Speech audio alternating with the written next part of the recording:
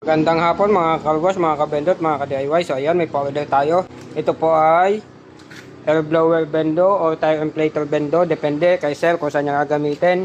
Kasi po ito ay nakadesign sa air blower or tire inflator. So mapapansin nyo, may air compressor. Pero hindi po yung kasama sa order ni sir o ni ma'am. Ito po ay bound 2000 Batangas.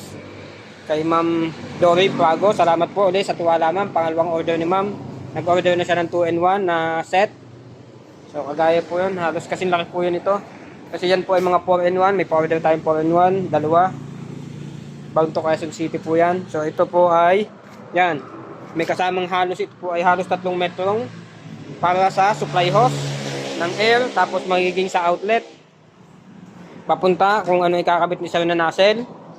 Kasi tire inflator po ata ang target niya. So nilagyan ko lang ito para pan-testing. Nag-testing po ako kasi kanina kaya may hangin pa yan, pero yun po, ubos na. So testingin natin. Naka 1 minute lang po yan. Siyempre po kailangan i-start. Yan. So nakay sir kung anong gagamitin niya, kung tire inflator o blower. So double purpose po yan kung alin man ang gamitin niya. Or pwede rin naman pong gamitin niya sa ibang bendo.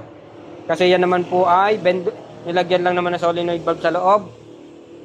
Then naging air blower bendo na. Basta magpasok lang po siya ng wire dito para sa sasaksak niyang machine. Kung ano man yung machine na gusto niyo gamitin, pwede po. Papalitan niya lang po yung nakasaksak sa loob.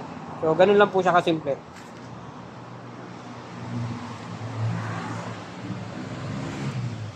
So yun lamang po mga kakawas, mga kabendot, mga ka-DIY. Please like, subscribe, and click the bell po. Salamat!